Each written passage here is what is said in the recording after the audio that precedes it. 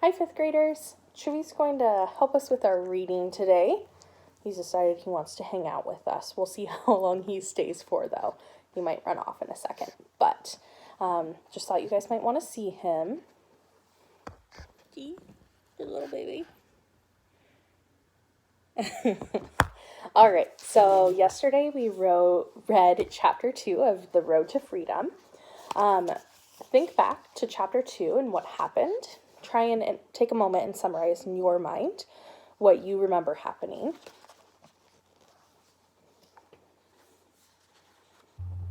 So Emma and her mother had just escaped, and they had to cross the icy river. And as they were crossing, the ice cracked, and Emma's mom started to fall in, but she was able to get to safety. And then they took shelter, and they covered themselves in some leaves. And,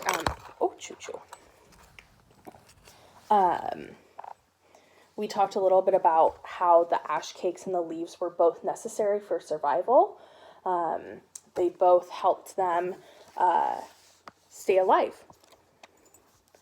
So today we're going to continue with chapter 3.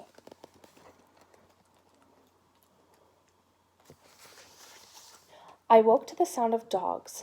"Mama, wake up!" I shook her and she jumped. She looked around scared. We had no time to run, so Mama quickly covered us with leaves, and then we curled up tight with our knees to our chest, trying to make ourselves small. Best as I could tell, the dogs were on the other side of the river. We curled closer, hoping the master and his catchers wouldn't come this way.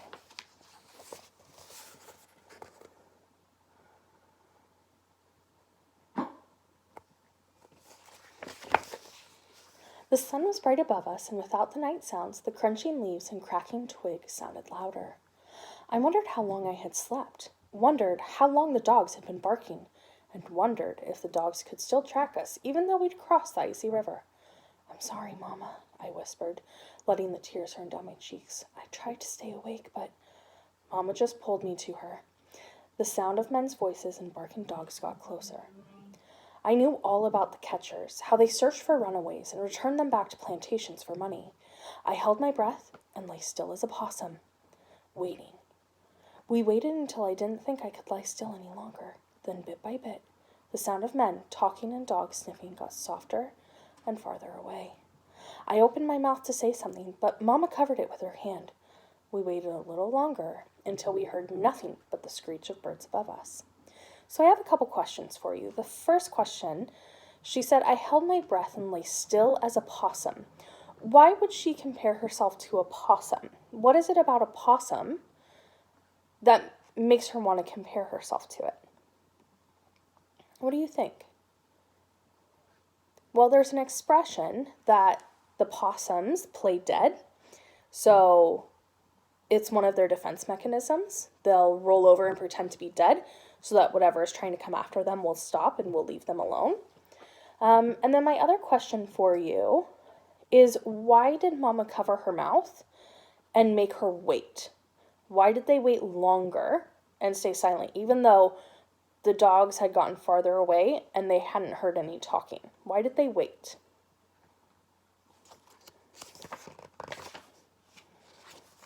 Okay, the last page of the chapter.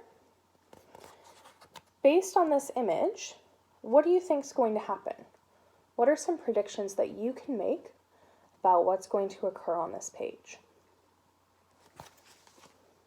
Finally, Mama said, during the day, we gotta stay out of sight, but tonight, when it's dark, we make our way to the creek.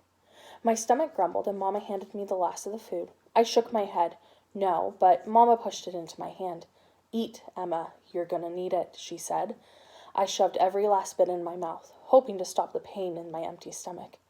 As soon as we got settled good, I heard thunder. At the top of page 18, so we're going to go back to page 18. So this was the image from page 18. The author describes the sun as bright above us. Why did the author choose to include this detail? Well, it lets us know that Emma and her mom slept later than they should have. Remember, Emma was supposed to be staying up, keeping watch. And so by telling us that the sun is in the sky, it lets us know that they slept a lot longer than they should have, because when the sun's up at the top of the sky, it's getting later into the day. We want to look at our illustrations again, because there's such amazing illustrations in this book. On page 17, so that was the first page of the chapter, I see a man walking through the woods with 2 dogs. This illustration supports the events in this chapter because it shows a slave catcher and his dogs, which is what Emma and Mama hear. Now let's look at the illustration on page 18 and 19. What key event does this illustration depict? Again, what event does this illustration depict or show? Yeah, so it shows Emma and her mom. You can see both. It's hard to see, but both of their faces here. It shows Emma and her mom hiding from the slave catcher that we saw on the previous page with the dog. How does this illustration support your understanding of the text? So how does this picture help you understand what's occurring in the writing?